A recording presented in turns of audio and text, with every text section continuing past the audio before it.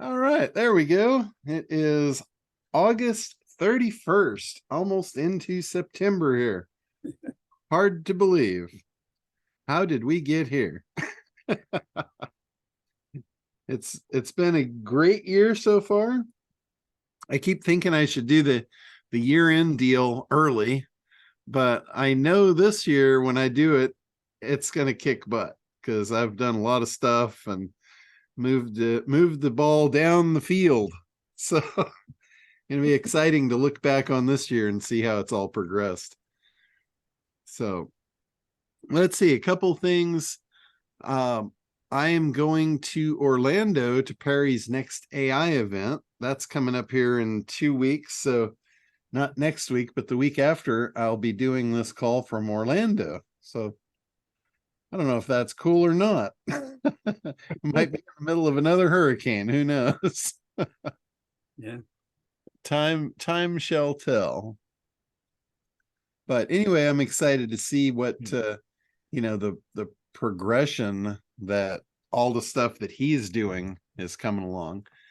The last event that he did was in May, and the first day of it, it was very cool because it was all stuff that I already knew. It wasn't until the second day of his event that he actually got into stuff that was like not on my radar yet, that was even cooler stuff. But this time I might be a couple steps ahead of him with the AI leads thing. So I'm hoping to blow his mind and get a lot of affiliates in that room. I've talked to a lot of people that are East Coasters that didn't go to the one in Vegas last time, and they're all going to this one. So I'll get the cream of the crop. I know last time it was really a bizarre event. We haven't had a lot of real big internet marketing events other than TNC and the ClickFunnels guys. They do their big event every year. But this was like Perry really drew people out. It was like a who's who of internet marketing, and it was really cool. So I saw people that I haven't seen in over a decade in that room. So expecting to see the same thing with even more this time. So that will be awesome. But one of the things I wanted to share with you guys is Perry is getting really aggressive on his emails. His email campaigns are coming more frequently, and he's really stepping it up. And the thing that I want to point out is he's not doing the same thing every time. We talk about big idea, and it's not, you don't just have one big idea. A big idea is strictly an angle to grab someone's attention. And with Perry, every time he sends an email, he's got a different angle to grab your attention. So the whole thing about a big idea, I know a lot of you struggle with it. A lot of you, like you accomplish one and you feel like, oh my God, I've a touchdown, I'm in the end zone. Well, you're not. You're only on the 1 yard line and you got 99 yards to go. So keep that in mind. It's just one play in the game. A big idea, you need a lot of them. Every few seconds a new play starts in the game, and you need a new game plan for that new play. So those are going to be your big ideas. These should be just ideas that roll off your head constantly. And again, they have to have the format. Perry uses a lot of times in his subject lines, he'll use like shocking things just to grab your attention. And they're not exactly what I would consider big ideas as a full-fledged big idea, but they're subject lines in order to grab attention. Like, let me look up and see what he's got. Some of them here. He's got the first one he just sent out. These have all come out in the last 2 days. So the first headline is the 4 headlines in every offer needs explained. Now, Perry does this funky grammar English on purpose. He's talked about this many times where it's like it doesn't read right. the 4 headlines in every offer needs explained. That's not proper grammar, but that is Perry, and this stuff he finds very effective.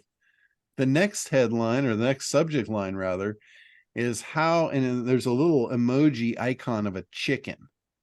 It's how boiled chicken copy made me rich. Now, if you think about it, in a big idea, there's a lot going on just in that one sentence. It's how boiled chicken copy made me rich. You guys all know there's a promise in every big idea, right? The promise is to get rich. There's also a unique mechanism, and it's the boiled chicken copy. And then the third piece to a big idea is saying something in a way no one has heard it before. Well, he wrapped up a freaking big idea in one sentence. It's not even a complete sentence. How boiled chicken copy made me rich. It has all 3 components in one sentence. So the next one is the "so" in quotes rule of magic bullet points free masterclass. The next one is 4-step testimonial formula that sells. The next one, how my triple guarantee slays. All of these subject lines are going to the same landing page to sell the same product. So it's an example of different angles. He knows that not everyone is going to be affected by every copy line that he writes. So he's a copy creating machine.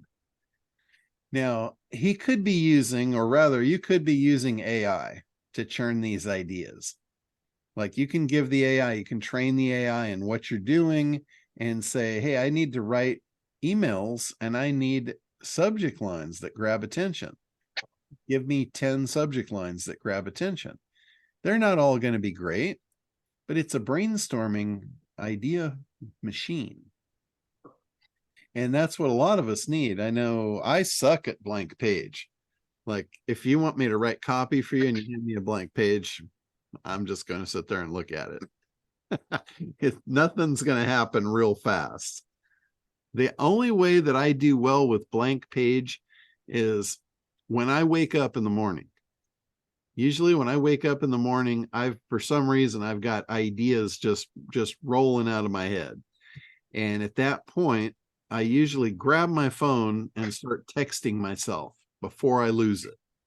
Because I know as soon as I get out of bed, it's gone.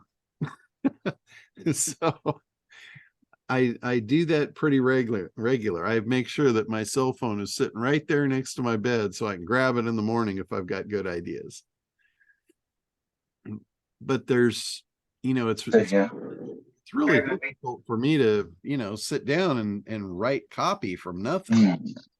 And that's where ChatGPT has been a phenomenal tool for me. I tell it what I want it to do. And it, in some cases, I got to tell you, the way I do the prompts, in some cases, it's giving me exactly what I want. I don't have to do a thing, which I love that. But most of you definitely need to read the copy. If you're going to get ChatGPT to write copy for you, you want to read it. You want to make sure that it represents you and it's not leading people astray and it's accurate and, says what you need it to say or what you want it to say. That's really, an important piece with that. But, this whole beta test with the leads program has really brought back to light for me the importance of not moving into traffic before you've got your funnel ready to go. Not just from everyone else, but for myself. I generated those 600 and something leads and I was not ready to deal with it. So, it's not just you guys, it's me too. It's everybody. When you move to traffic, you've got to be like ready.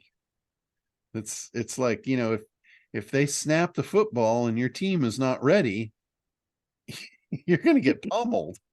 And that's what I saw. A lot of people got pummeled.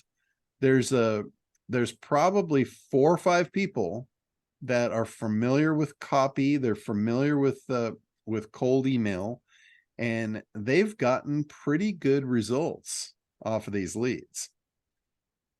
But they were emailing them immediately. They had catchy subject lines. They had short to the point emails. They were making an offer. The email was, they're giving them a call to action to go to a landing page to get something high value for free to opt in. So that is that is what you need to do. You need to treat these as though they are cold email. These are cold emails. This is not people that are your friends. This is not people that you've met yet. So the idea is just to just throw little bombs and see if they grab attention.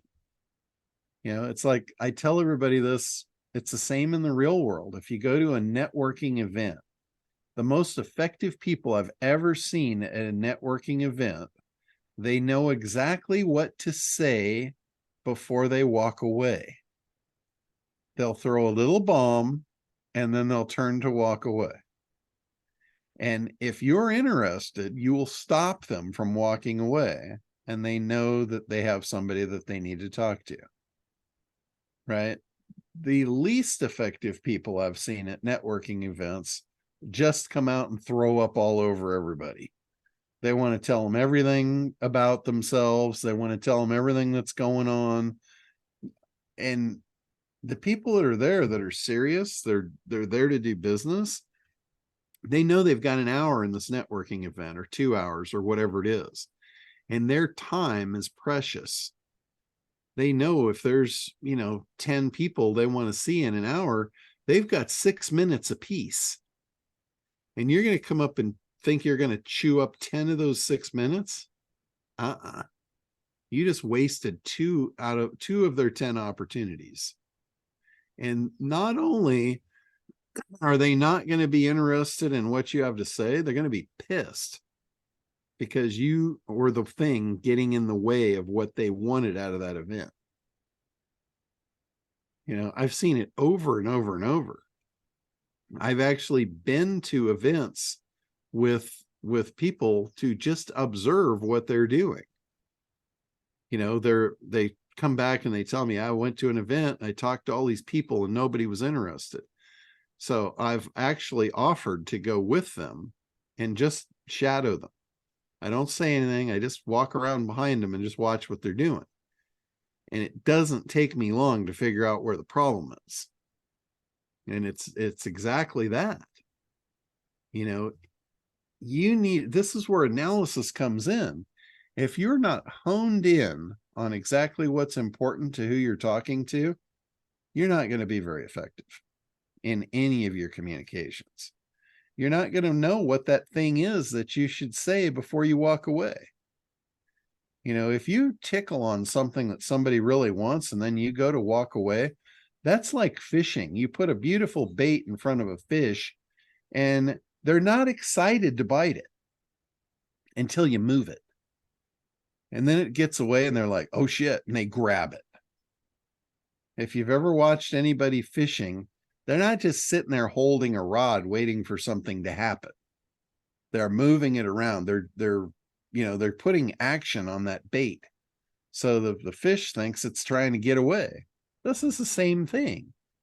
When the bait gets away, they chase it. That's how you know you've got a hungry fish, right? It's, and I apologize for the cheesy analogies, but it's just so accurate. You can learn a lot by just looking at what goes on in nature for how things work. And it works, if it works in the real world, it'll work online too. And I've talked about the difference between real world and online. The real world gives you a tremendous advantage of observation. Like if you're standing in front of somebody and you're talking to them you can kind of tell by their body language if they're interested or not. That's an advantage because now you have intel. You know if you should continue talking to them or talk about something else. If you talk about something they're interested in, you'll see they'll lean into it. They'll be truly interested. And at that point, that's a great time to do that takeaway. And, a takeaway that I will commonly do when I'm talking to somebody is, I'm sure you have better things to do. We can always talk about this later. And that's a takeaway. It's a soft one. You say, I know you got a lot of people to talk to. I don't want to take up too much of your time. So, if you're interested, we can continue this.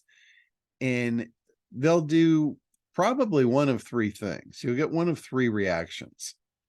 They'll either say, yes, when can we schedule?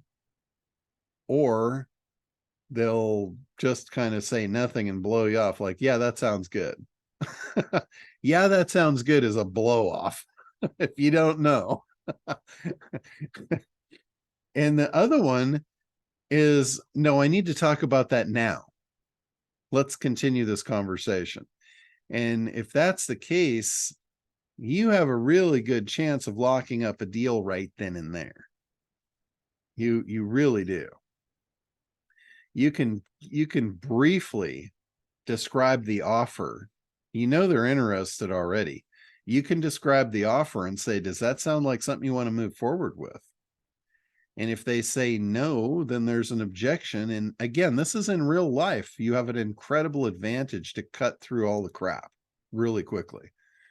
If they say, no, I don't want to move forward with it right now, you can ask, you can say, what's holding you back?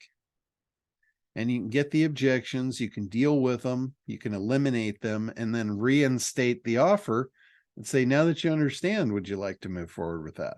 You can close a deal really, really quickly. I'm not talking about, a multi-million-dollar deal, but most of the stuff that we all sell, you can close these deals pretty quickly. So if they say yes, boom, you're on the paperwork. If they say no, again, you've got an objection that's in the way, and it comes back to the what's holding you back.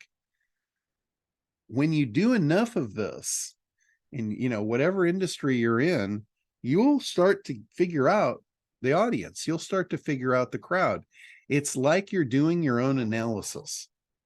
This is what ad agencies do. They will pull in a test group and they'll sit them all down around a table and they'll have a conversation, and they'll be coercing this information out of them, figuring out what's important to them. They're doing market research. They're doing exactly what we're talking about in analysis. So your advantage, if you've been in your industry for any time, think back. Maybe you weren't like compiling this data as you've been doing this, but you've probably been doing this for years, and the data is already in your head. You just need to pull it back out, recompile it, and use that moving forward. Because whatever has worked in the real world, you can digitize. And when you digitize it, you automate it.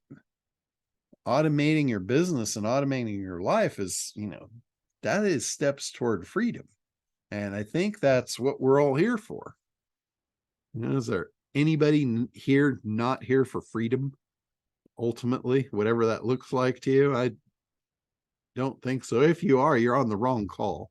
I can assure you, you're in the wrong place at the wrong time.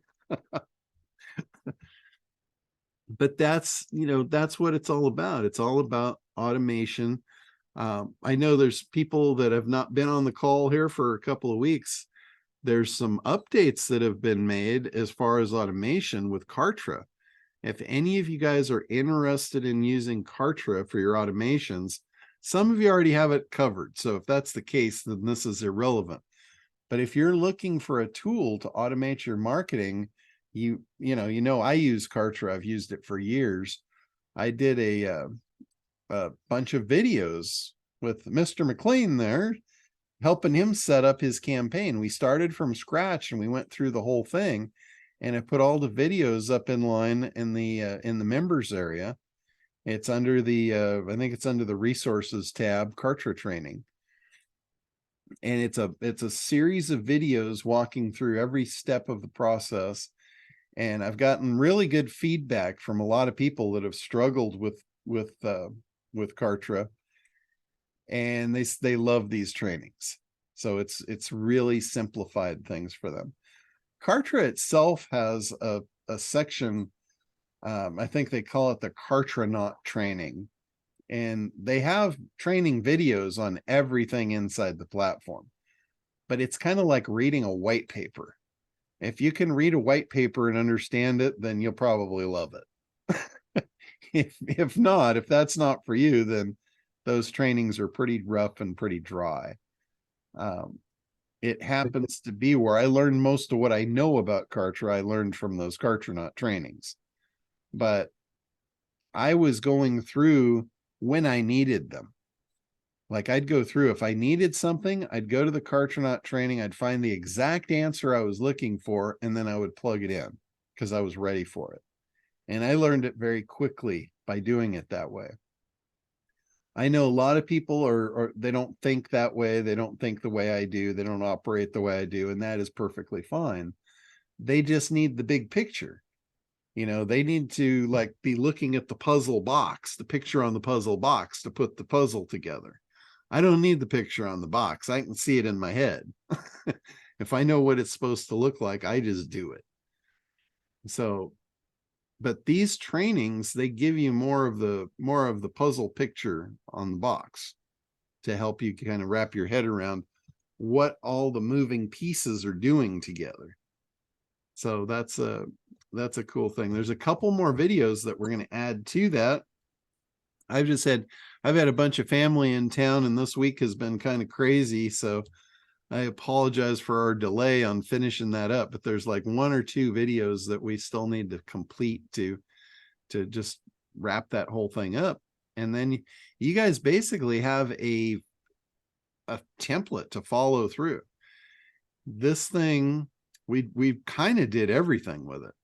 We did a lead magnet with it. We did a membership site with it. We did a help desk with it. We did a calendar setup with it. We like hit almost everything in there, and we're using it all. So, hey John. pretty intensive training. Yeah, go ahead, Randy. Um, again, I sent you an email. It's excellent training. But I had some follow-on questions. But Okay, first, if we could just lean into this just a quick few minutes. The sequence, um, that was the last section of the one that you had of what you've done so far. And I got a little lost on the sequence portion of it. Everything else just made total sense. It just aligned and fell into place and made sense. But after going through the sequence thing and getting lost, I've got notes here and I've got to go back and do it again. But could you just kind of topographically run through that last video, what the sequence does and etc.? sure. Because I can't even find where you connected the boxes and all that. So I know I missed something and I've got to go back. And then I Okay. have a couple follow-on questions about sales because you mentioned something in the training several times about selling and sales. Yeah. Okay. So the sequence, what Randy is referring to inside Kartra, there's a thing called sequences. And really what that is, you might be more familiar with the word autoresponder. Sequence is nothing more than an autoresponder. What it's going to do is it's going to, in the sequence, it's going to do certain things at certain times, just like an autoresponder would do. An autoresponder is only to send emails. Inside Kartra, a sequence can do a number of things. A sequence can take actions. But think of it for the most part, just for ease of getting your head wrapped around it, is it's an autoresponder. And then the thing that goes with sequences is the tab right next to it is automations. So the way sequences and automations work together, which makes Kartra incredibly powerful, is I'll use this as an example. Let's say someone comes into your funnel, they opt in. So now you want to follow up with them, right? You don't want to just give them the opt-in and leave them. So the way to automate the follow-up is to create a sequence. You tell the sequence that after they've been to the landing page, they opt in, I want to follow up with them immediately. So the first email in the sequence is an email that goes out immediately, thanking them for opting in, giving them a link back to the thank you page where they can download the free thing or whatever you're giving them. That's your first step in the sequence.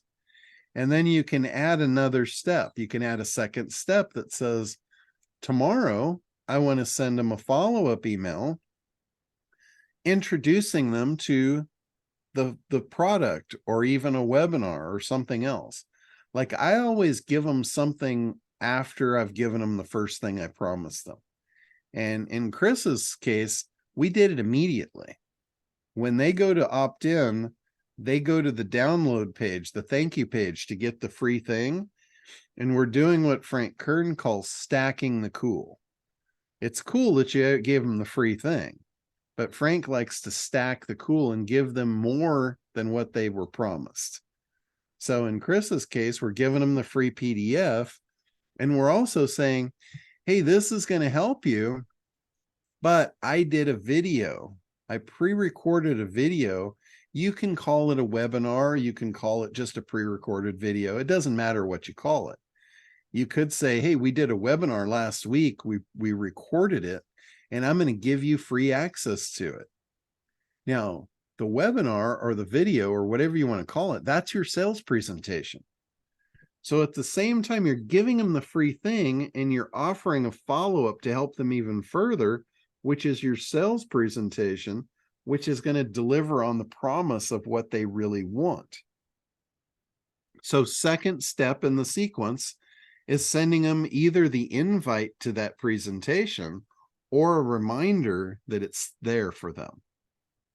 You might send them another follow-up email on the next day saying, hey, we have a special offer that's ending Friday.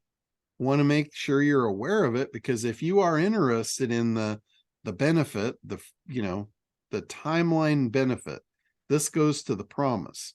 If you're interested in receiving that promise, and you know what I'm talking about, right? When I say promise, it's the promise of what they want and the big idea. So if they still want that, you're just reminding them that they want this thing. And you're giving them ways to get it. You're going to educate them on why they have to have it, why they can't live without it. You're going to eliminate their objections and make the offer. That's what the presentation does. So the sequence, if you don't follow up, if you don't keep inviting them back to that until they see it, you're missing the boat. So that's what a sequence does. Now in automation, here's the really cool thing about automations that makes Kartra incredibly powerful, is you can have an automation that says, if they purchase, remove them from the sales sequence. Don't keep sending them more email about watching this presentation when they've already bought the product. Mm-hmm. You can also put a second automation that if they've bought the product, also let's add them to another sequence. Let's make sure that we give them a fulfillment sequence to make sure that they're using the product, they know how to use it. We want to prevent refunds. We want to ensure customer satisfaction. We want to make sure that we're delivering them a spectacular buyer experience. So that is a follow-up sequence that is called a fulfillment sequence. So you might have like 10 different sequences. They're all standalone sequences. And then as you're putting your pieces together, you'll notice like when you're setting up an opt-in, it will have at the end of the opt-in, like there's I don't know how many steps there are. There's several steps to setting up an opt-in. Mm-hmm. But when you get toward the end, it'll ask you sequences and automations. So you could already have pre-made sequences of, yeah, I want to fire this sequence right here. Hmm. You know, if they purchase a product, you can have it fire a sequence for a fulfillment sequence. So there's a ton of different stuff that makes it just gives Kartra an incredible amount of power with the sequences and automations. So in the sales, on the sales side of the house, you mentioned the marketplace in Kartra. Mhm. And I'm assuming that what you meant was if you have something that you believe is a great offer, then you could open it up and put it out there as a way of getting your product or services out to the world. Was that correct? Correct. So when you create a product inside Kartra, the last tab on the product creation is called affiliate. So it's whether you want to run this product through an affiliate program or not. So you can turn the affiliate on or off for any given product. If you turn the affiliate on, it asks you if you want to list that product in the marketplace. And Kartra has a marketplace of all of its users. So they can all become your affiliates if you put it in the marketplace. They can go to the marketplace, they can discover your offer, and they could say, yeah, I want to promote that. And they can one-click sign up to be an affiliate right there. What's the downside to doing that? If you don't like money, you probably wouldn't want to do it. Okay, so there's no, If you don't want people selling your products, I wouldn't do it. I want to make sure there's not a downside to that. So with regard to sales, how else do you go? Because you didn't talk about this yet. How else do you go about getting the word out? So I can think of one more. It's if okay, you want to be the best kept secret in your industry. That's a great way to do it. so how does John Limbacher here's the $1 million question.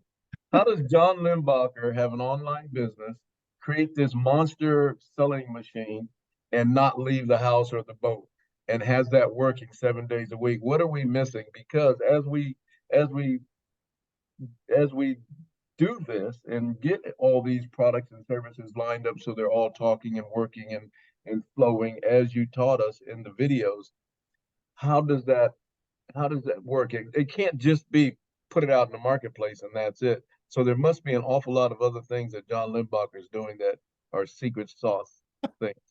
Well, I've said this before and I'm going to say it again. I would say in the high 90 percentile of my income is brought to me through affiliates. Affiliates, okay. Because Which goes back to I don't like doing sales. I mean, I've told you guys that from day one. I'm not a salesperson. I don't like networking. The idea of me going out, walking around, telling people about myself just makes me want to throw up. so hence the reason you said start out, just give them 50% and let them go with it. Yeah. I mean, Yeah. I don't care how much I give them. What I look at the end of every year is how much money can I give away? Mm-hmm. The more money I can give away, the more I'm going to make. So, I've had offers where I'll give 75% on the front end. I had one offer where I gave 100% of the front end, knowing all I'm going to do, I'm just not going to make money today, but I'm going to get a whole bunch of new customers in that are going to pay me forever. How is that bad? I've had people tell me I'm absolutely crazy to give 100% commission on the front end sale. Tell me, how is that bad? I just got a bunch of new customers that are going to pay me forever. How's that bad? I didn't get paid today. I'll take less up front, John, if you'll pay me forever. I'm just saying. Yeah. Yep. So the better you can make it for the affiliates, the more they will push you. If you're selling something that 100 other people are selling and you all have the same offer, this is just like making sales. When you get an affiliate to promote you, look at that as a sale. Mm-hmm. You're trying to sell them on the idea that they're going to do something. They're going to promote. John, this affiliates or going through channel partners is exactly the business model I want to take. But the challenge I've had thus far, if I go to a BNI conference or whatever, how do I track them and pay it? Does Kartra do that? Kartra does that 100%.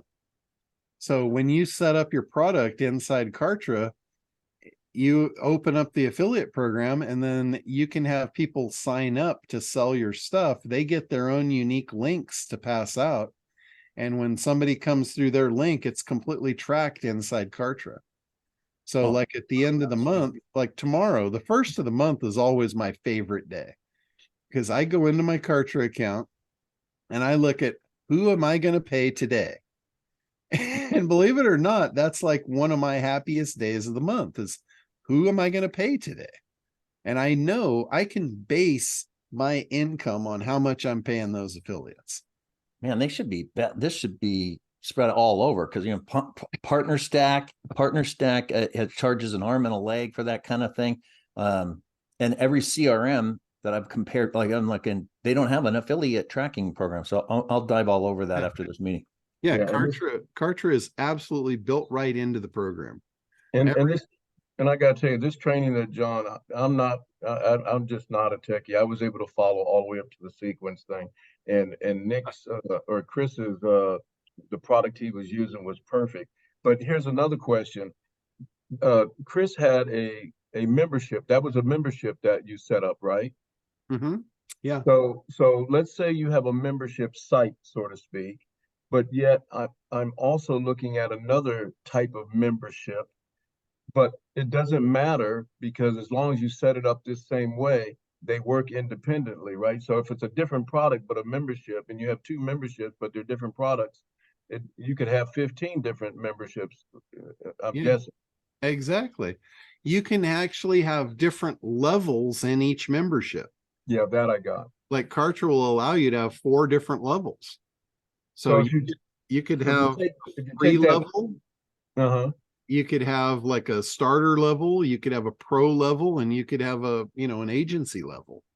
So let's say that's his first thing. If Chris is just, that's not his only thing, I'm sure, but he starts out with that. So now he's got some other product like a coaching service or a coaching program online. He can build that and use that same training to create that flow for that coaching program or that whatever it is, right? Any online program. Yeah, here is another example of something that you can do where you've got one thing and you're selling it a bunch of different ways.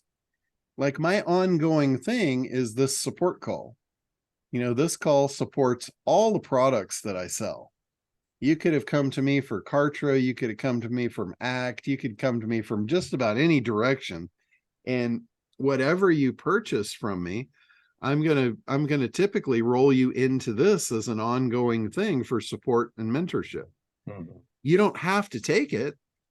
You get the first 30 days included with whatever you've purchased from me. But then after that, it automatically recurs. People get on here, they see the value that I'm bringing for 30 bucks a month. And, you know, most Yeah. people stay on here for a long, long time. I've got people that are on here from the very first day I sold this. You know, they've been on here more than a decade. Sometimes they don't show up more than a few times a year, but I guarantee you when they show up and I solve the problem, it's, you know, it's cheap insurance Yeah. to have this available to them. So final thing is the final thing I had here written down from the training is you had mentioned also making sure that obviously we have our custom domain, which I've got to go back and do because I haven't done that. But with that idea of getting this over to the website, so everything that you have in Kartra, you can connect to your website. But how does that work? I can't visualize how that works because I haven't Absolutely. done it. Sure. So like, let's say you create an opt-in form in Kartra.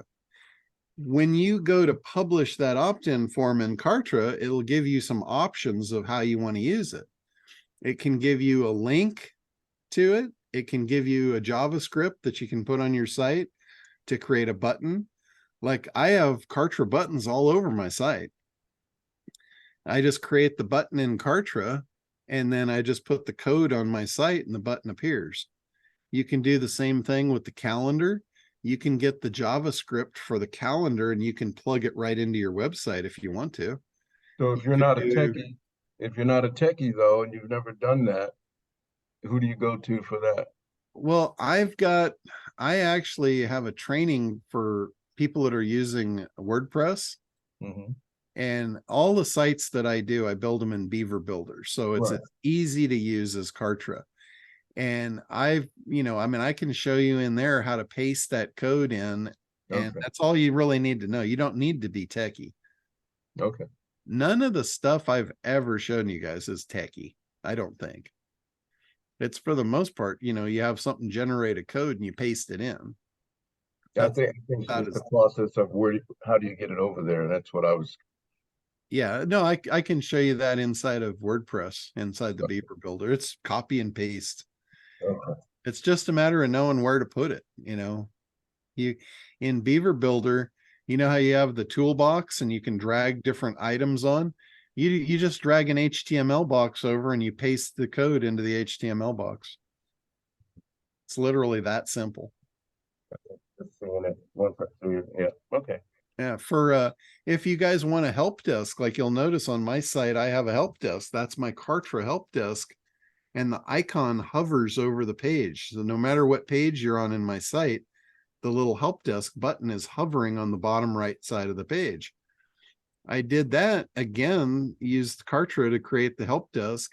I got the code for the hover button, and then I went into my WordPress site and I just went into the global headers and footers, and it tells you right in Kartra, paste this into your global header on your website.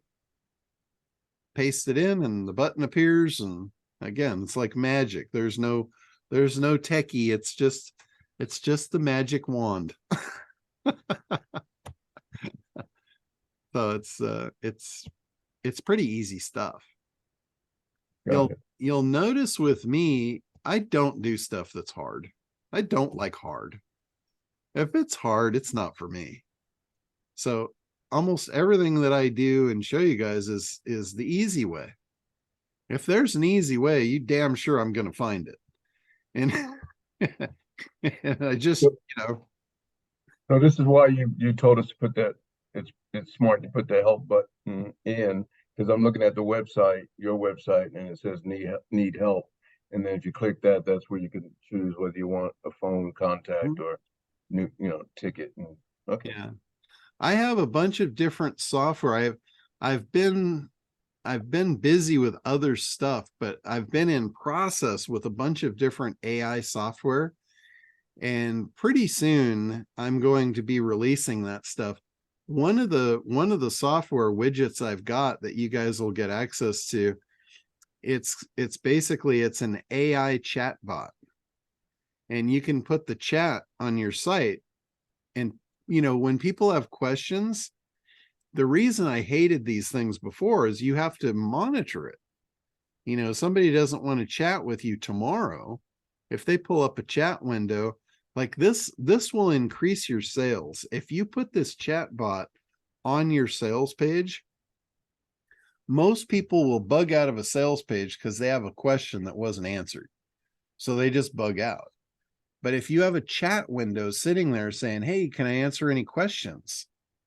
This is just like the real world. You're replicating what works in the real world. Answer their questions so they can place the order. So how do you teach it the answers? You can actually let it read your sales page. I guarantee you 99 out of 100 questions are answered already on the sales page. They just didn't read it. So you let it read your sales page. You can let it read a Q&A. You can let it do research on its own based on the same subject matter. And basically you've trained that AI bot now to answer almost any question that comes up. Will it learn from my FAQs that are already there that people don't bother to read? Absolutely. It'll read from anything you point it to. So it's a phenomenal tool. And I know the guys that do launches, they have found, I think they were talking about like 34% increase in sales when they had active chat on the sales process. That's huge. That is a huge increase in sales. And how would you like to have a little robot doing that for you 24/7? I will never monitor a chat window in my life, but I don't mind my little AI robot doing it for me. So that's going to be the newest one. For resellers, I'm actually going to have a reseller version of it So if they want to resell it to their clients, they can do that. So any of you guys that are in my reseller level, you'll get access to the reseller version of that. I have another program for AI graphics. That's pretty cool. I've been using it myself and it's pretty phenomenal. Pretty good tool. Before I go any further though, for any of you guys that are interested in Kartra, I have a special link for it.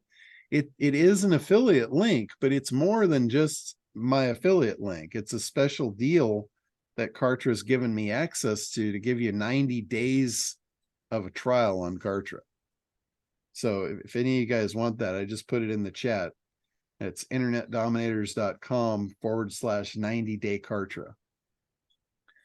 So it gives you, like usually it's a 30-day. You can get the trial for 30 days or 15 days or whatever it is. But this will give you 90 days of Kartra service for your first payment. So it's the best deal going. If you use it to for the annual, if you're going to wrap your business around this and you want to lock it in, you can get the annual pricing and it saves you a tremendous amount of money. So it's pretty cool. But let me go to Rashid. Rashid, you've had your hand up there for a while. Okay, well, I got some Kartra related questions. Okay. First is something that I came across that I don't believe is in Kartra, and correct me if I'm wrong. Is there a way for a member on your site to send you a video message that you can respond to by just hitting respond? No, I haven't seen anything like that. There are Okay. special tools. I know if any of you guys know Gary Howarth, he had a tool. Him and his nephew had developed a tool it's like video email back and forth. And that might work for what you're talking about. But Okay. I haven't seen anything like where you could do a video response. Okay, the reason I asked is I was listening to a podcast and where this guy talked about he offers unlimited coaching to his members. And the host was like, "What?" He said, "Yeah, I have a little thing there that if somebody wants some coaching, they click that, record a video, and send, and I get notified and on my phone saying somebody's just sending a question. So I'll just open it up, listen to it, and answer it on my phone, and it's gone." And I thought, that's cool. Kartra needs to have that. And now I know you sit on the board, so maybe you can plant a bug in their ear. Send it over to me. I'll definitely pass it on to them. But Okay. if it is a standalone app, you can probably integrate it into Kartra Right. using Zapier. Yeah.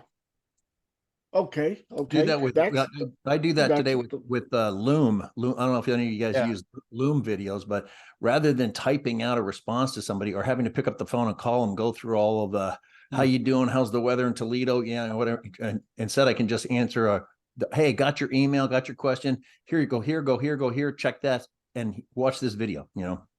Yeah, actually, now that Nick mentions that, I have a lot of people that when they put a support ticket in, they'll actually attach a Loom video link so I can see what they're talking about. Yeah. So that sounds like it might be very similar. It might be an easy answer for you, Rashid. I'll re-listen to that podcast and get that program that he uses. He mentioned it on there. Yeah. So, okay, the other question I had was related to setting up the pricing so when you sell a product, and I know you had showed me this, it's just that if I don't do it myself, I can't recreate it type thing. When you sell a product and you have membership attached to it. Uh-huh. And so you set up the price to where they bought this product, and when they buy the product, it says that you get 30 days of free membership, and here's the they check it, and then every month it goes up. Mhm. I mean, not goes up, it goes on. How do you set that? First question is, how do you set that up? And the second question is, can you split it? So in other words, I'm thinking sell a product for $37 and hypothetical numbers with a $27 a month follow-up. So the first, when they order the product, it says $10 for the product and $27 for the membership. And then the membership continues, the $10 disappears. So how can we set it up to where they don't see that they're paying a split payment and being set up, or is that unethical or improper? Or Well, usually the way I do it is I set it up where there's an initial payment for the product. Like in my case, usually the ACT program is typically sold at $497. right, So that's the initial payment. right, Now the retail payment is like $19.97, but usually I'll discount it. I'll make the first payment $497. And then that is good for 30 days. And then the recurring on it starts at the 31st day, and it recurs right. every month at the $29.97. So are they paying $497 plus $29.97 in the Not on the beginning? no. They pay $497 one time, Right. and then they get full access for the first 30 days, because that initial payment covers, and you can say how long it covers. You can make it be 90 Oh, days, you could make it be okay. a year, you could make it whatever you want. So I don't need to split it up in order to No. set it No, okay. it's Okay. simple. You basically say, when you set the product up, you say, here's the initial payment price. And then you say, if it's gonna cover a membership, you tell it how long that covers that initial price. Like if it's a Okay. week, a month, a year, whatever, you can Right. say it's 90 days. And then at the recurring, and this is when you assign the product to be a recurring payment. Right. You can make the product just a one-time payment and it's over. But all of mine are all recurring. So I set recurring, and then I give it the initial price and the And the 30 recurring days, price, I and see. and then the The recurring starts price. 30 days later. Correct. Gotcha. That's Gotcha. Okay. that's the way it works. It's really simple. Okay. John, Really.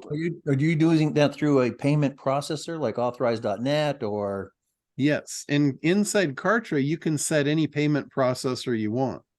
Like you can set up AuthorizeNet, you can set up Stripe, you can set up PayPal. Where Okay. Pretty flexible.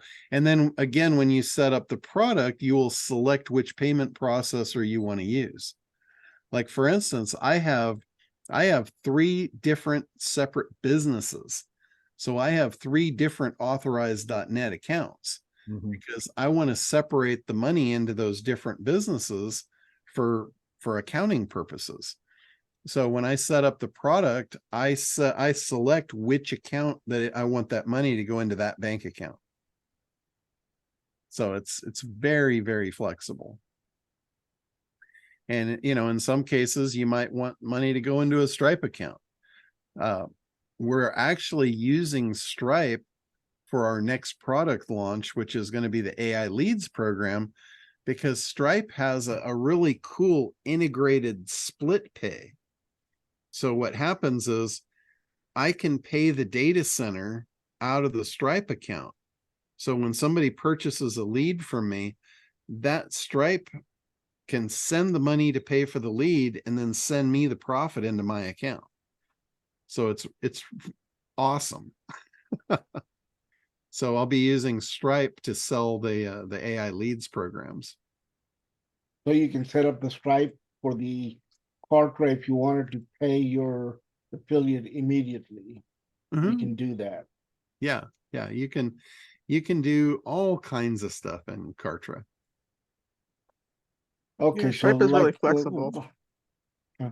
like when I'm working on Vicky's site, where we're gonna split whatever comes in, I can set that split in the Stripe to where Correct. it sends me half the money, sends her half the money, Correct. whatever comes You in. can do that outside of the Kartra affiliate program. You can literally do that split right inside of Stripe. Well, that's what I'm saying. Yeah. Yeah. So If because you're this is not doing an affiliate program, this is like a partnership where I'm doing the work and perfect, um, yeah, okay, that's cool. exactly Learn correct. something. Yeah. Learn something new. I got to tell you, I just learned this recently too. I learned it from my programmers. As they're setting this up, they're like, "Hey, why don't we use Stripe?" And I'm like, "Are you serious?" And they're like, "Yeah." And I'm like, "Well, tell me why." I'm dying to learn why I should want to use Stripe. And when they showed me, I'm like, "Well, yeah, let's use Stripe." I've used I will say, authorized.net for the last 25 years. Well, authorized.net is not, it's more of a gateway, and it doesn't have nearly as much robustness as a payment processor, but it's also a lot cheaper. If you're not, like, if you're doing, everybody pays me on a credit card, right? And so just 0.2% adds up, Yeah. Yeah, absolutely. I Absolutely. will say on Stripe, because I've read a lot, I work a lot in Stripe in the documentation for API. If you are going to set up that way, which you can, there's about 3 different ways you might have to dig through which way is like easiest for you based on your situation. Because if you're going to do the split payments there, because there's a couple of ways of doing it. Like so a lot of my clients pay me through Stripe. So like this is a holiday. So when that payment would normally hit, I know it's not going to hit because of the holiday. So what I did is I split the payment to make sure I can cover payroll, and I get paid immediately to cover payroll, and let the other will hit the bank after. And it just because it's that weird month because it's a holiday on a Monday when the money would hit, it's not going to hit in time for me to do payroll. Yeah. Yeah. And for me, the easiest way for me is just tell my programmer what I want and cut him loose. That works usually. Yeah. That works all day long for me. Let them figure that stuff out. Wow. Pretty cool. But Kartra, a lot of people are talking Kartra down right now because they're pushing everybody into that Go High Level program. And I'll tell you why. The biggest reason that people are getting pushed into that Go High Level program is the influencers are getting their pockets lined with it. They have made it so lucrative for the promoters to promote it that's why they're pushing it so hard on everybody. And if you guys have been with me any amount of time, you'll know I don't push shit just to make money. I push stuff because it's useful and it works. And that's why I push Kartra. And I'll push it all day long. It's what I Yeah, use. and Go High Level doesn't have the longevity of history like you do, like Kartra does right now. Yeah, there's a lot to it. Like I saw Craig demonstrating the membership site and it looked so rinky dink. It's like, really? You're going to use that? Got a point there. Yeah. But yeah, that's why so many people are pushing it. You've probably been hit with it already. And not to say that it's a bad program or whatever, but I can tell you right now, it's not near as robust as what Kartra is. And those same influencers, when the next one comes out and they move on, they're going to be pushing that one on you. Yeah, exactly. It's not about the longevity. It's about whatever they can push on you this month. Yeah. If I'm pushing something out, it's because you can run your business on it forever. Mhm. I don't do short-term stuff just to make a buck on it. I've never done that. I see. I don't know if, yeah, Henry's still on here. He had a question. I haven't looked at the chat. I'm just looking at it just now. When I was referring to Perry, I was referring to Perry Belcher, not Perry Marshall. Perry Belcher, he was with Digital Marketer with Ryan Dice. They've kind of done a split. He split off on his own, and I'm I gotta tell you, I love Perry. I think his stuff is phenomenal. And Perry being on his own, he is really starting to shine like the star that he is.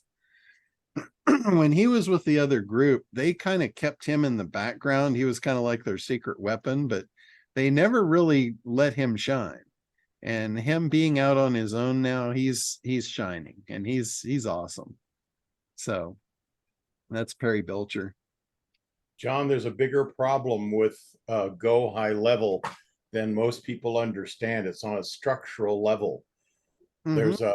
There's literally 3 levels at which organizations of any kind or stripe operate. And there's basically stage 1, which is basically they look at reality and they get their feedback from reality and they do it.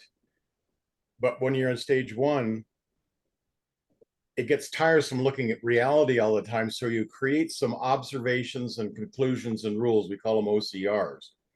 In stage 2, people no longer are just looking at the real world. They're also looking at their observations, collections, and rules. In stage 3, reality no longer matters. And the only thing that matters is the observations, rules, and conclusions they've come to with no basis in reality. That's where the Republican Party is right now. And Go High Level has just switched into that level. They will collapse under their own weight in I don't know how long, but it won't take them long. And they're no longer looking at the reality of what's going on. They're looking at their rules and their conclusions and stuff. So they've gone stage 3. Not only they grew their business fast, but they went to stage 3 real fast. And they're going to start looking more and more like the Republican Party. If you understand how the Republican Party stopped looking at reality, and the only thing they're worried about is other things, and they take no feedback from reality. That's where Go High Level is right now, and they're heading down that road rather quickly. So Yeah. Kartra will go back to the top pretty quick here, I think. Yeah. Kartra is here for the long haul, and it's a great program. You could run almost any business off of Kartra. And there was another one I want to bring up that was pushed really heavily by a lot of the marketers was Groove. Remember when Groove came out and they were selling lifetime membership, and I told everybody, don't buy lifetime membership. If they're selling you lifetime membership, there's water in the boat and they're trying to bail it out. The ship is sinking. They should have mentioned they meant their lifetime. Yeah, exactly. Oh, no, I have a client that I took on, John, and you know her, who said she bought one of those lifetime things with Kartra. And I'm like, I want the link on that. And now she can't find the link. Yeah, there was never a lifetime on Kartra. That's what I thought. And she's to give you a hint of who it is. All right. She's in Bill Walsh's network. Bill Walsh. Yeah, I can tell you for sure there was never a lifetime thing on Kartra. Yeah. Anyway, I'm having to learn ClickFunnels to help her. But anyway. Now Kartra is owned by Genesis Digital. Yeah. Genesis Digital also has the Ever Webinar and Webinar Jam was their original web, and Ever Webinar was the second level of it. Yeah. Yeah. Now they did do some lifetime on those. Yeah. I have 3 friends who have lifetime Webinar Jam. Yeah. Yeah. I got that too, but that they had never did it as far as Kartra goes. Cool. No. Not that I'm aware of. And I could find out. I figured I was good. That was part of my question today I wanted you to find out for this and connect you probably off so I don't give people's information out because this person wants to remain private on that. And the second one, I looked at your website, and I assume it's through the trainings that you have the Kartra technical expert and Kartra certified business consultant. And considering Kartra is part of my service, how do I get those and where do I go to get them? There's only a handful of people that have those at this point. There's a certification process that I actually helped them build. That's why I got them. I didn't actually have to pass the certification test. Well, knowing that that's how I'm building part of the model out I'm doing. If there's going to be a certification process, would you let me in on that? Is there something I can do? I would love to know that. Yeah, absolutely. The only ones in there right now are the ones that have helped build the system. And they are going to open that up, but it's not going to be free, and I know. it's not going to be cheap. I don't know exactly what the pricing was. They were talking about, I think, like 2,500 a year, Mhm. like that. And then you'd have to go through and qualify and all that stuff. But yeah, as soon as that's open, I'll definitely let you know on it. All right. Thanks, man. So, and yeah, I'll message you later to chat about this other person. So, They took out all of the people that were in there. You know how they had it wasn't really a partner program, it was a marketplace for vendors. yeah. They got rid of all of those. The only people in there now are the certified partners. Oh, really? Yeah. So that's a perk of the certified partner program, is you are listed in there. And I don't know how many there are in there, but I don't think there's too many. There's probably no more than 20 right now.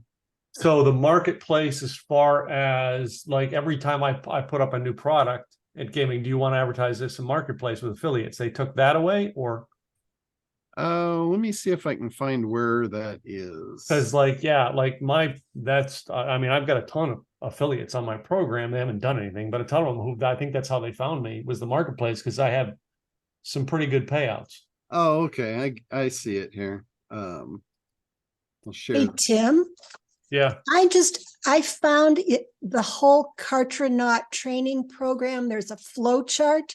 I don't Mhm. remember where I got it, but it starts at Moonbase and goes all the way through to certified Kartranaut.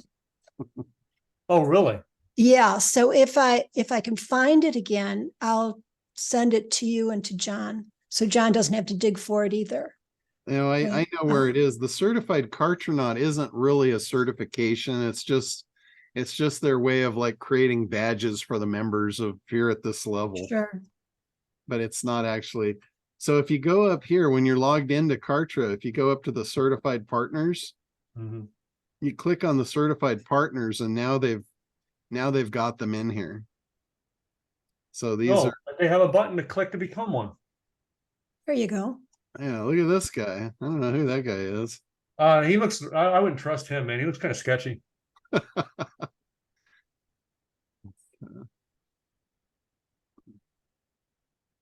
Hmm. Yeah. So anyway, that's where you find that. Certified partners. Yeah. So yeah, I found an application to apply for it. I'll let you know how it goes. Okay. Yeah. Send it through. I think they're probably just going to put you on a list. Oh, you mean like they're trying to build a list of who to market their new programs to? Yeah, I don't know anybody who does that online. Imagine that. Even I, like, I keep telling everybody I retired from speaking, but they're like, well, you're going to do events again. I'm like, sure, I'll do a virtual event for new speakers. Here's the link to sign up to speak. And everybody's like, well, why would you do that? Like new speakers. I'm like, because new speakers need websites. I'm in the website business. I'm going to build a list of potential customers.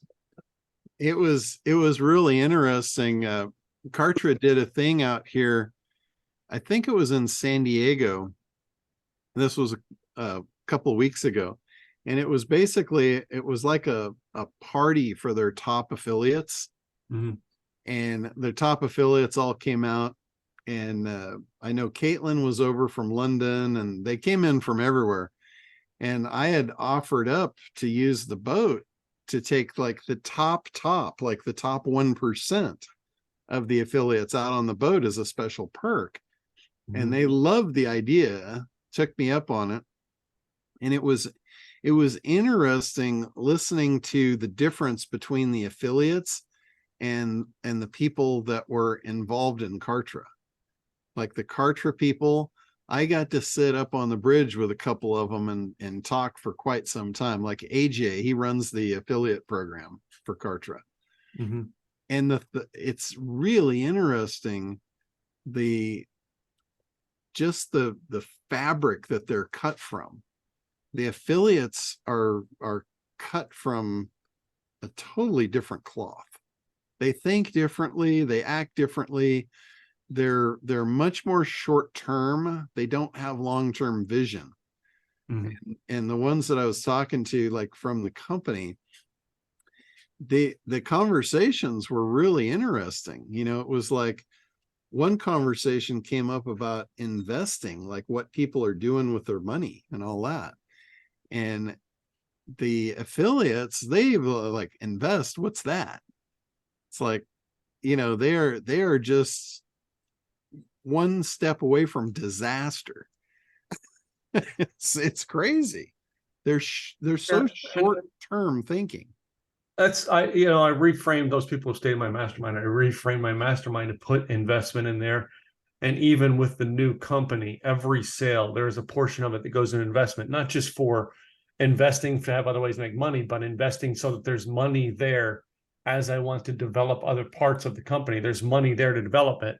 Yeah. It's sitting in an asset that's paying me money every month, but if I need to pull it, it's there. Yeah. Yeah. Yeah. And most people don't understand that. And you know what I mean? What got Ford through the 2009 crap was they had money sitting in the bank and they borrowed money to do it, and it was sitting in investments until they needed it. Yeah. Mm-hmm. Yeah. Yeah. It was interesting, you know, the kind of stuff that they're not investing in the internet marketing space. You know, they're investing in other stuff, like they're going into cryptos, they're going into real estate, they're going into other areas. Yeah. And it was funny. I don't know. Tim, did you ever know Andy Jenkins? I knew Andy. Yeah. I didn't know him as well as you may have known him, but yeah, I know Andy Jenkins. I knew Andy when he was doing Kajabi. Yeah. Yeah. So Sarah, his wife, is now the CEO of Kartra. Is she? Yeah. Yeah. I was in a conversation. Frank Kern said something like that she was now going to be the CEO. Yeah. She stepped in as the CEO role, and she was on the boat too with him. And it was interesting because I had never met her. You know, as much as I knew Andy, I'd never met Sarah. She just wasn't around the events and stuff where he was. So we were talking, and she had heard somebody talking about, you know, the crypto stuff. And she asked me if I knew anything about that. I'm like, well, yeah, I probably know a thing or two about that. And we had a, you know, a pretty good conversation about that. I got her educated and up to speed, and hopefully she'll take advantage of that. Well, you know, that's, I don't know if you weren't at my very first blog and video con where Gary Leland, I think I've introduced you to Gary Leland and Bitcoin. And Gary was at that time just starting his podcast on Bitcoin and cryptocurrencies.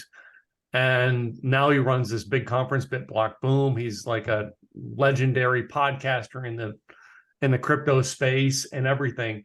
But at that event, he was there to speak at my event about podcasting. And at the VIP room where everybody got to ask the speakers questions, Craig asked him about Bitcoin.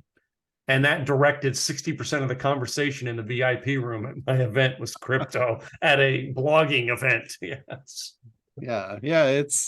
It's really gaining momentum. You know, it reminds me of when I first went into the internet and nobody even knew what the internet was. And then all of a sudden it was like one day the switch just got flipped, and you could just go outside and it was internet this and internet that, website this and website that. It was, everybody was talking about it. I even talked with a guy a couple of weeks ago who's explaining how, like, the real estate that I'm in, well, there's going to be a cryptocurrency that you will be paid your real estate dividends in. That's coming, he said. And I that makes sense because the real estate game is the one investment game that isn't going anywhere. Yeah. There's many others out there that are going to disappear, but that real estate one is not. I'm and curious. They're gonna have their own crypto. Yeah. I'm curious. Did he say it was XDC? I don't remember. I'd have to go read my notes from it. So I bet you it's XDC. Yeah. That one's heavily positioned to do that in the real estate. Okay. See, that's, these are worlds that are connected. So yeah, just like I tell people, worlds are always connected. You never know who you want to connect to the right people. And that's why I'm still connected to you.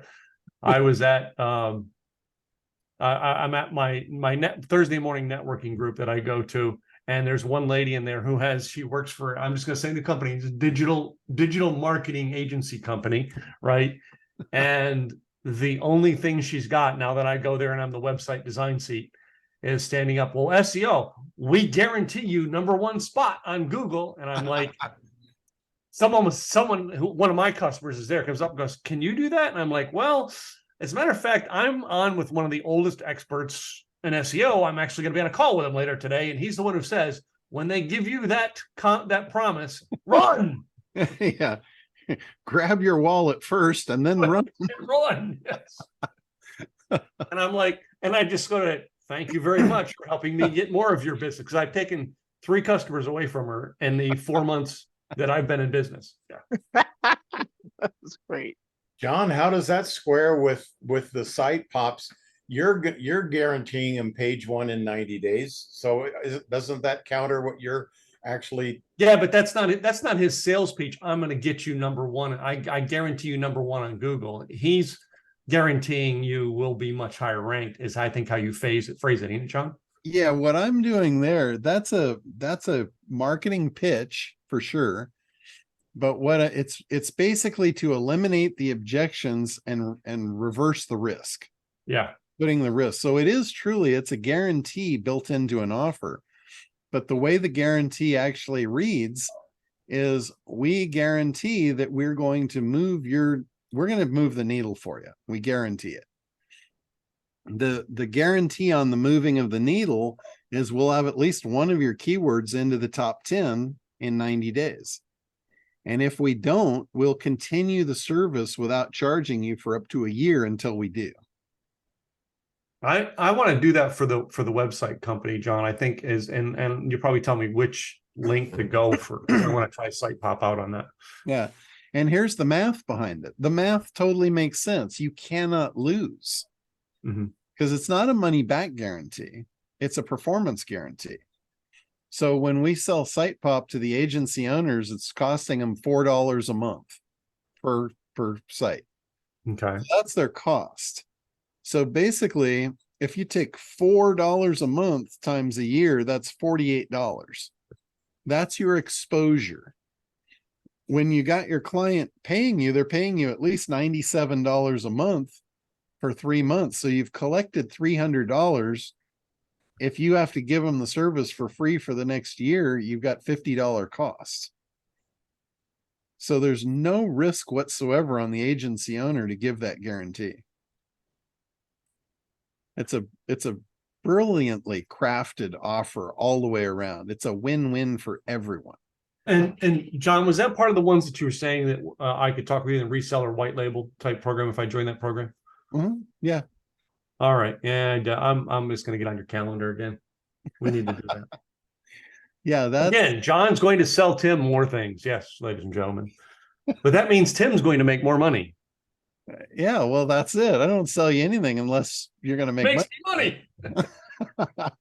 Well, why would I do that? All right. Thanks, John. All right. I got to go get ready for my other podcast, but happy check writing day tomorrow, John. That's it. I'm excited. I got my pen ready to go. I know I get to write checks too now that I do this, and I love it every month of how much money I'm making because they sent me the business. Yeah. My goal for next year is to put that into the multi-millions of dollars in the next year of giveaway. I think, because I'm building the website company as a legacy thing to give to my kids. I think I want to build it to, I think my first goal is to get it to 6 figures of affiliate payouts a year right now. I'm close. I'm close. I'm about 1/3 the way there. So in 4 months, that's not bad. 5 months, it's not bad. That's awesome. Well, I'm shooting in the 7-figure broach for next year. Yeah. So, hey, John, I guess for the rest of my life, I'm just trying to catch you. And I don't move very fast.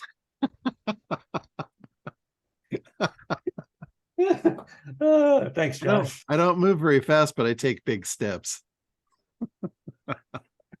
Effortlessly.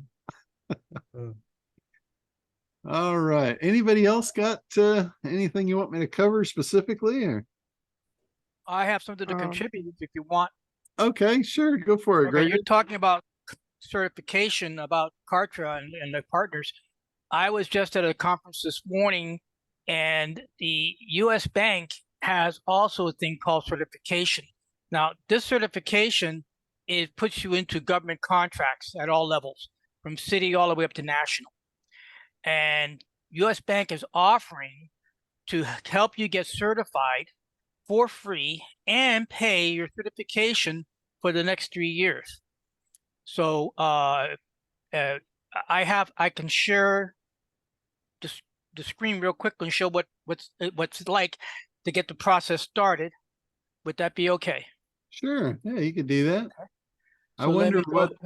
what their ploy is for that. Building more business clientele Okay. and You have to building shift your- you have to shift your business banking system. relationships. Their whole thing is okay. So this is U.S. Bank, and that's certification sponsorship application. And the let me go ahead and grab the link. I'll put the link into the Yeah, put it in the chat.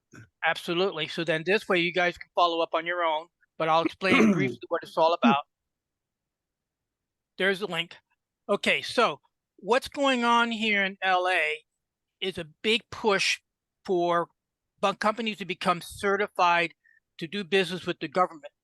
But in addition to that, companies are also want certification of doing business with you also. The reason what's happening, and again, I live in this bubble, and I totally recognize that, but we're having an explosion of small businesses in LA County. But not every business is up in par and ready to run, and not every business is up in par and being totally legit. So companies are being very cautious. Like I was at 2 corporate matchmakings already, and they were asking me questions about my legitimacy, how long I've been in business, and what do I sell, and so on and so forth. And the reason is because of so much fly by night. So what a U.S. bank is doing is that they're helping small businesses grow. And this is the start application. It's very simple to start. What will happen next is they'll take your application and then they will send you a worksheet to things you have to fill in. On the worksheet, basically, let me look at my notes. Basically, the worksheet is going to talk about your 3-year taxes, your banking, your savings, and then of course it's going to go into what is your business and where does it fall, and also too, you're going to eventually have to go to the National Industrial Code something or other. It's like 5-letter acronym, but it goes in there and it says, okay, where do you fall in? Like my number is 157123, and that is marketing and business consulting. So, but this is the start. This is just the first step. So you can see here's my app. I already submitted it. Name of my company, my name, best email address, city code, revenue. Are you 51% owned operation? Of course, most of us are all 51% better because we're all individuals in operation. What category you fit in? This is the other thing, is it's the diversity thing. If you do not qualify for any of these, I don't know. I seriously don't know where to go. But this is the USB Bank thing to reaching out to the community. So find something, pick something. I don't care. Just get them to communicate with you. And then of course I had no on these questions. If I'm a member of this, I have current customers, and am I a member of the bank? And then you hit here. Then you put down the email address for them to come back at you. So I'm going to do a second submission just to walk it through, and then you hit submit, and then success. We captured your response. So now what happens next is that USB Bank will contact you, and then like I said, they're going to send you a checkoff form, and then you start filling out the information. What's really cool, let me go ahead and find that, because I think this definitely is going to be very helpful. Where is it? Okay.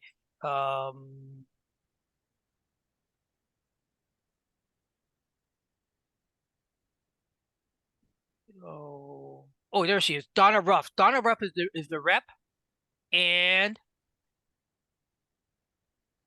what I'm going to show you here is the process, the slide process. So what she was talking about this morning, you go through this whole review process. It takes 2 to 3 months. So give you a heads up. It's not going to be a quickie. But thank you, Tim. And then what happens, which she did not mention it in here, but in the flow chart, if you are rejected, this is the cool part. If you are rejected, the bank will sit down with you and find out why.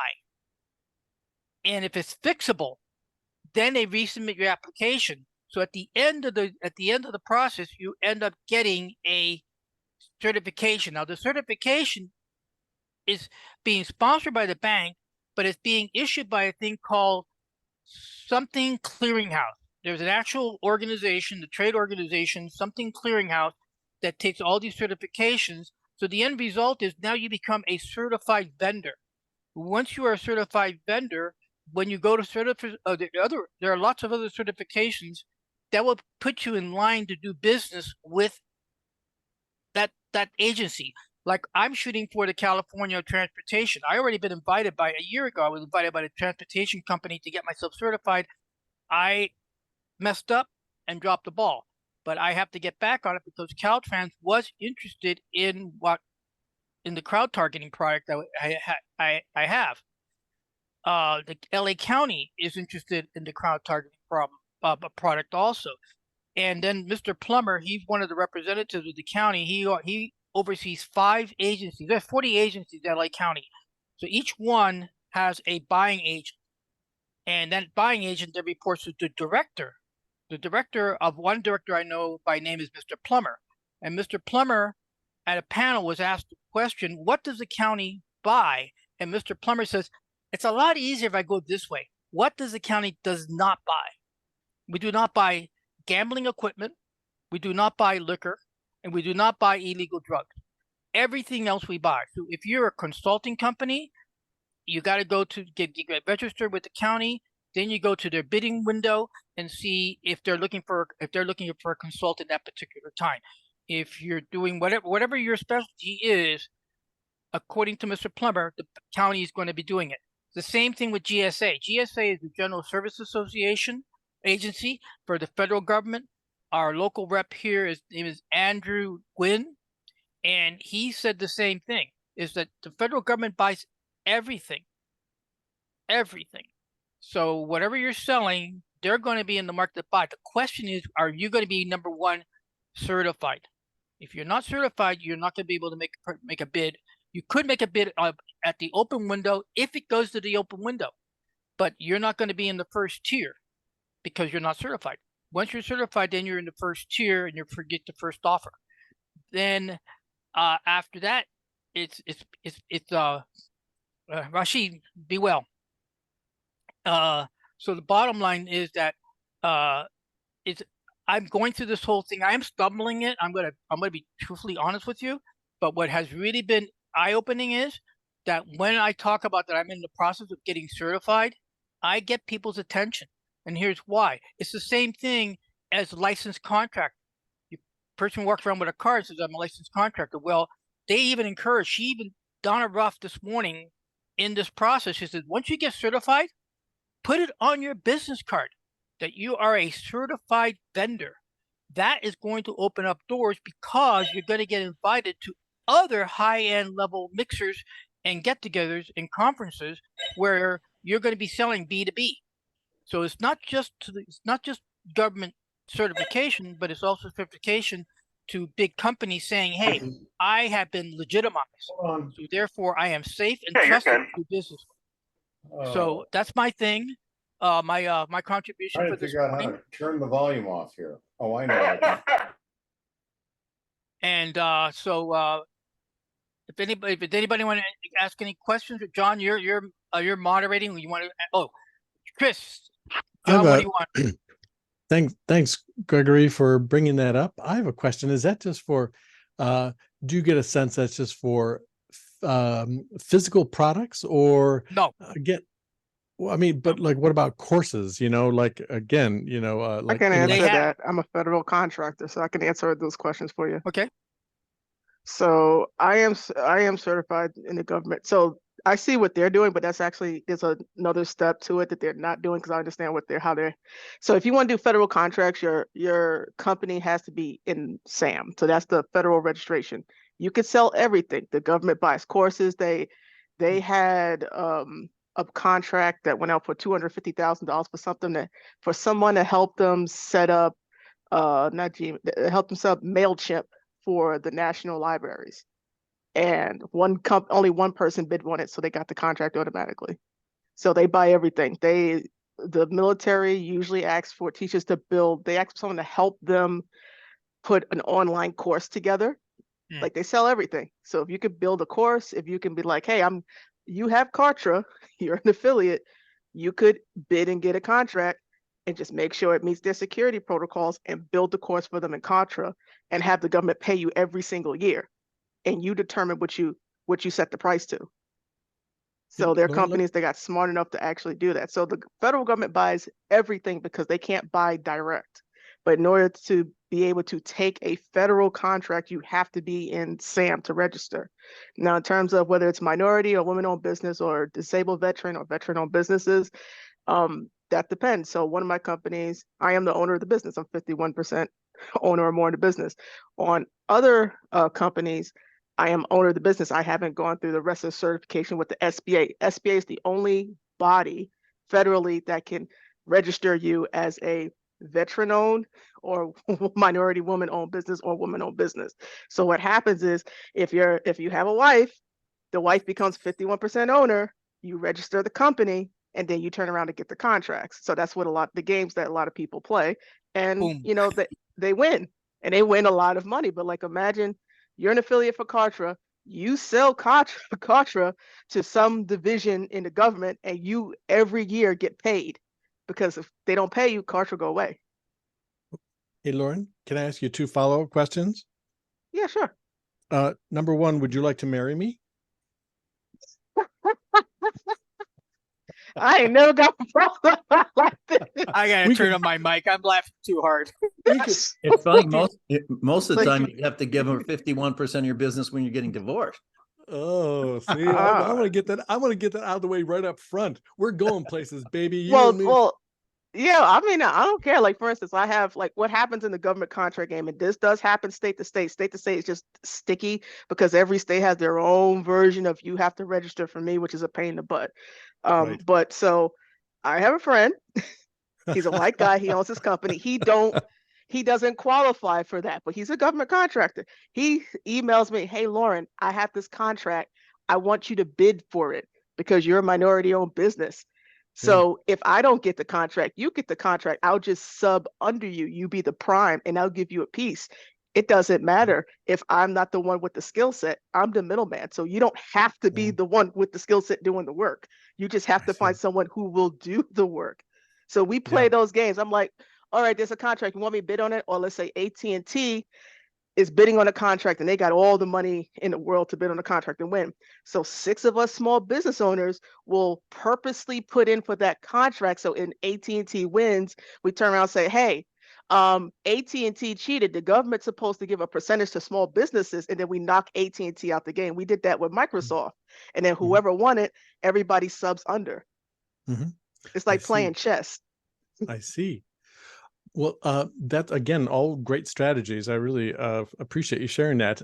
My second question is this: do they have a directory of what they need, or can you pitch things that they don't know that they need? Okay, so that's the simple answer is 1. They have the general sam.gov website, which got redone, where they post current contracts and past contracts you can actually see. That's the simple, you just go in. It's federal, by the way. However, every federal agency has a sign-up page for small businesses where you can get on their email list. They email contracts. If you're in SAM, what will happen is whatever your next code is, you'll start getting these random emails. Some of them are not spam. A lot of them are just agents, the procurement office, seeing that you were under this next code and like, hey, I need 50 computers. Can you get me computers with these schematics on them? And what they're trying to do is like find someone to actually, do the purchase without having to put that contract on SAM, because each department as of right now they have about $10,000 that they can pay direct without putting a contract in. Okay, so again, if so I can't pitch them ideas, like, hey, you need this course on, like, I can't pitch them the course I have, but perhaps a better strategy is to look at the directory of what they're actually seeking, and then modify my material to fit into that need. Yeah, you can do that. And what will happen if you're going to go, like, I consider government contract on a federal level like retirement money Yes. because there's so much of it. And it's like, you want to fill your retirement out, you get a couple, you can do that. What you can do is whoever the sub department, let's say the Army, who does does a ton of training, and let's say you're seeking to, like, hey, my course would fit really well.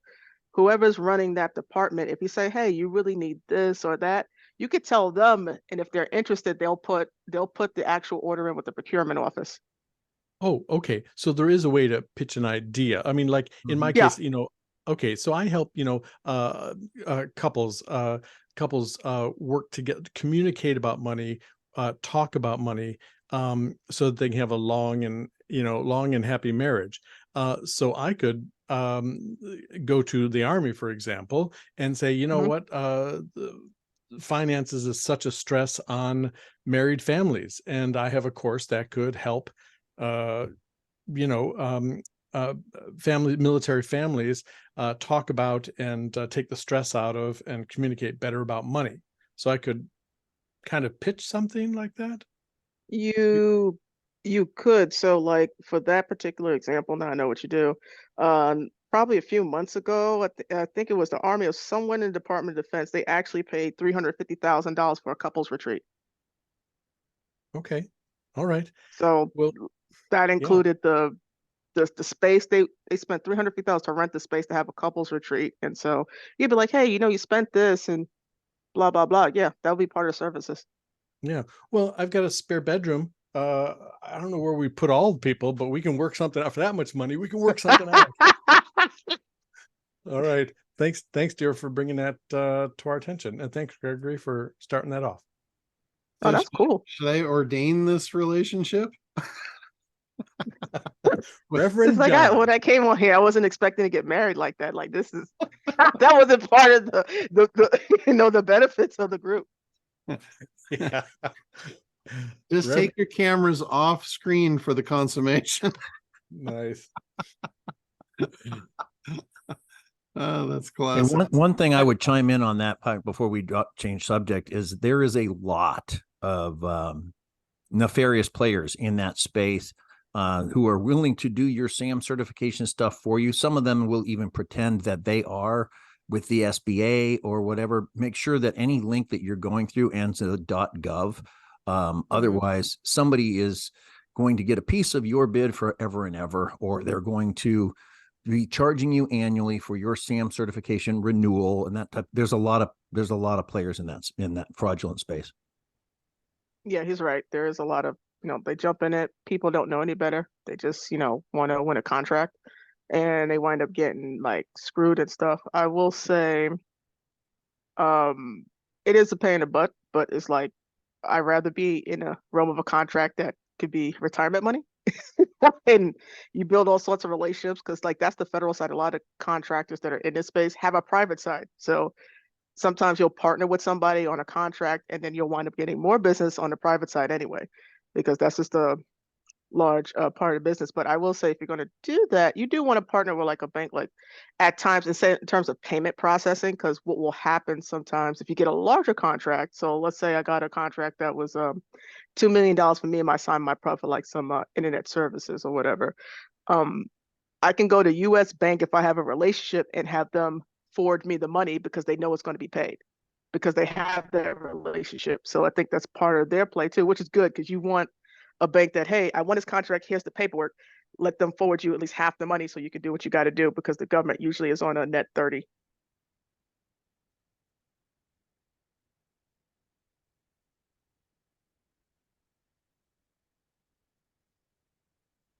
All right. Anything else before I we? wanted to chime in just a little bit off the ending of this conversation.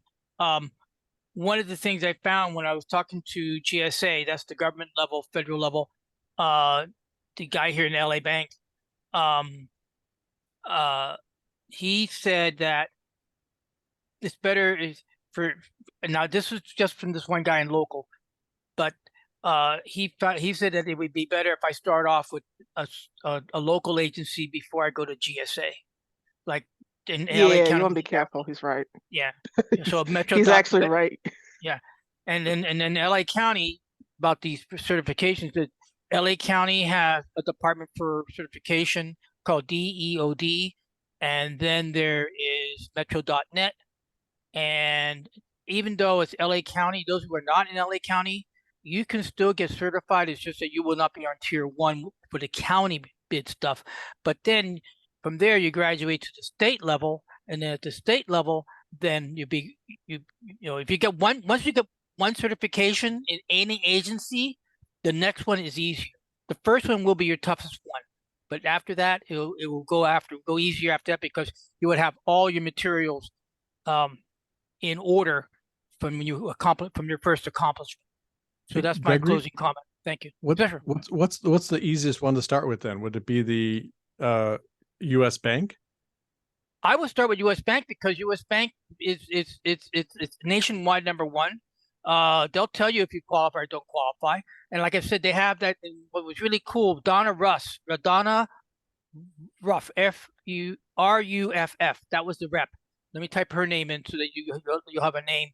I have her email also somewhere too. I would have to go. So Donna Ruff is the USB Bank rep. The part that, now, I've been down this process. I started this a year ago, so I've been off and on the horse or the wagon, whatever. But the bottom line that was really caught my attention this morning, and I decided, you know what, I'm going for it. I'm done playing games with myself. And was her comment was, if you get rejected, we will help you find out why, and we will help you try to fix it. I think that was gold, because here's why. If an agency, a large agency rejects you, such as LA County, I mean, LA County is $10 billion plus a year in business. And it also, LA County, in the scheme of things, is in the high tier of economics worldwide.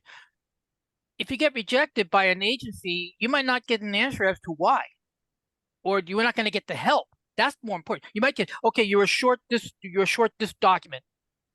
Okay, where do I find the document? We can't help you.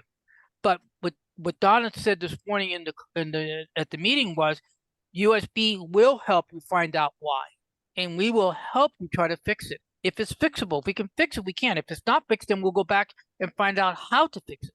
So I would definitely encourage you to go with USB Bank. And like Lauren said, that's great. Somebody in their life has a woman in their life, sister, mother, auntie, maybe an up and growing young teenager who's entrepreneurial and wants to get a step up in life. So don't let little things stop you from going to the big things. I'm learning that it's been a real hard knock for me, but I sometimes let little things knock me out, and it's like, you know what? Big mistake. If a little thing knocks you out, what are we told? Go around it, go over it, go under it, but get through it. As Churchill was saying, what Churchill says in closing, if you're going through hell, keep going.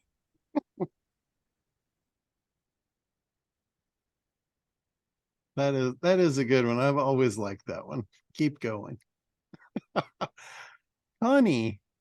Hi, can I just ask a quick question? Gregory, thank you for bringing this up.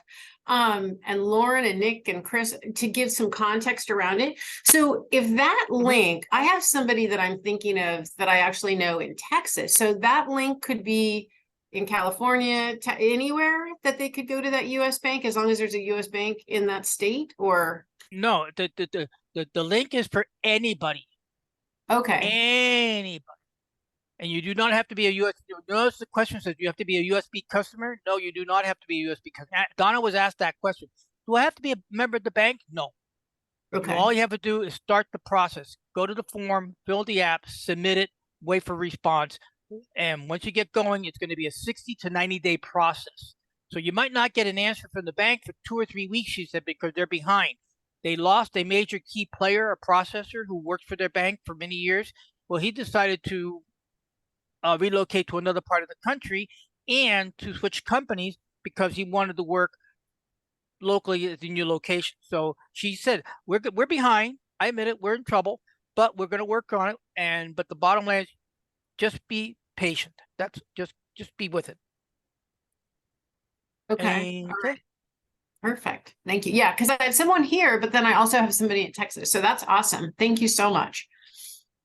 But even And- with and- that, each state to state, you would still have to individually register. They can't register you across all 50 states. Every state is a different process, including the federal. So I understand what they're doing, but you can't turn around with their registration and then bid on a federal contract for like no, DOD. yeah. You still got to Thank you, register. Lauren. Yeah, clarification. This certification is to do business with U.S. banks. Okay. But here's the caveat. It is to help you also meet other business customers, B2B. Also, it's to help you understand the process so that when you go to another agency, GSA, LA County, whatever, you already been through one process, you can go and now go to the next, because if you've gone through USB and they say, okay, Mr. Santana, you're rejected and we're going to work on it. Now that I know that rejection, when I go and apply to, my next target is California Transportation, because of Tony Travis and I had the one-to-one conversation several months ago. The bottom line is I already would know how to answer what questions I need to for his application. Every certification will have its own individual application. One application does not take care of all. This just helps you get through USB Bank, but it's also a great testing ground to find out what your weaknesses and what your strengths are in going forward in pursuing this field. That's what I was driving at. So Lauren is absolutely 100% correct. Every agency is going to have its own. Even if I applied to the state, I was talking to the state last week, and I talked to the state, and I mentioned Caltrans, and it's just going to be a whole different process. California State will have their own agency, and then if I want to go to Caltrans, like Tony told me to do, that's another new application. But here's the good part. Once you fill out one application and you know the answers, you know how to answer the next application. You might run into a little caveat that might be slightly different, or maybe the question might be worded differently or something like that. But the bottom line is that we're in training. And once we learn how to run the track and how to cut to the inside field and how to sprint for the finish line, now you know how to do it when you can do the next one. But be definitely absolutely backing up what Lauren says. This is not one agency does all. There is no agency that's one on all. Every agency loves to protect their own turf. That's another thing. Government agencies are just like it's just like the neighborhood gang. They're going to protect their little neighborhood, their little street, and every agency is going to say, yeah, that might have worked for the Department of Water and Power, but we have our own application. Fill this one out or go away. The good news is that it's the government, right? So it's an unending supply of overspending on everything. And so once you get in, right, they are not very apt to go away.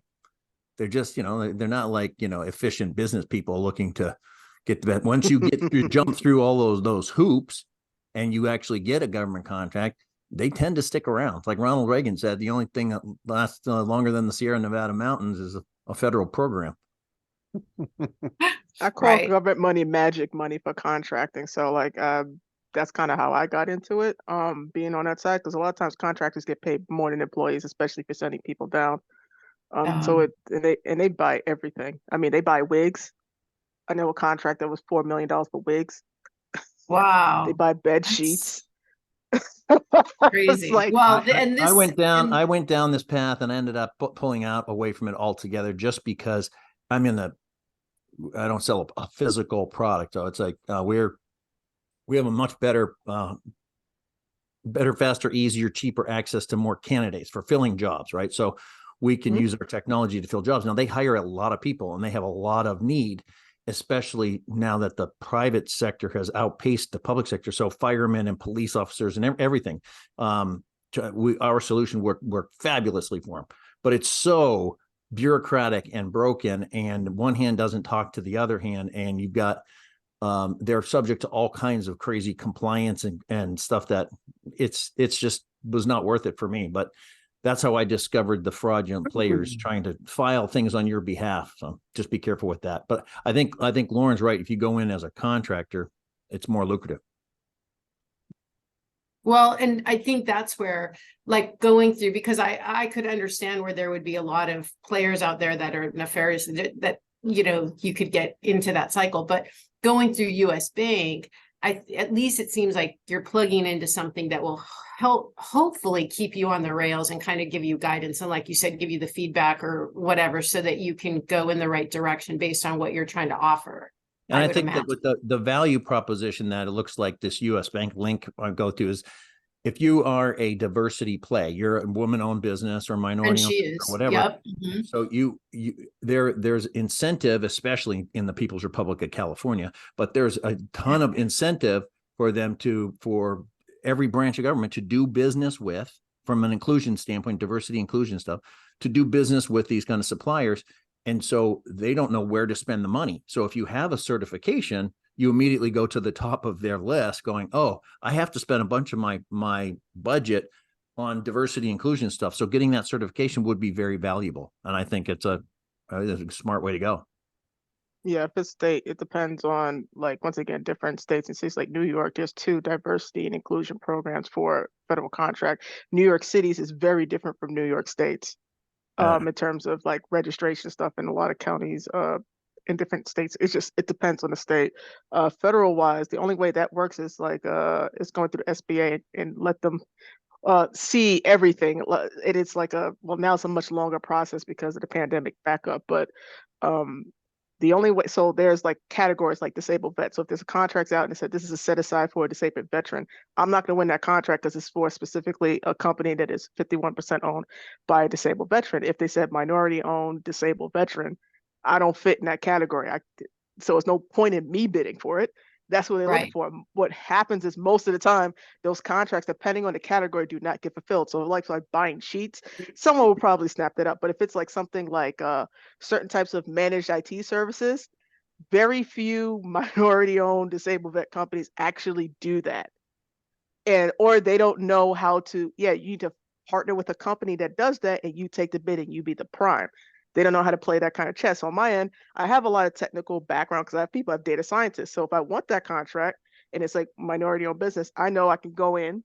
I have a better chance potentially because I know there's not many that have that capability, and I can potentially win that contract. So it's like you're adding points. It's not a guarantee that you'll win unless you have like a SBA G8 something, which is very difficult to get and sometimes not always worth it on that. But you have to learn how to play the game. Most of the time, partnerships and government contracting is kind of the way to go.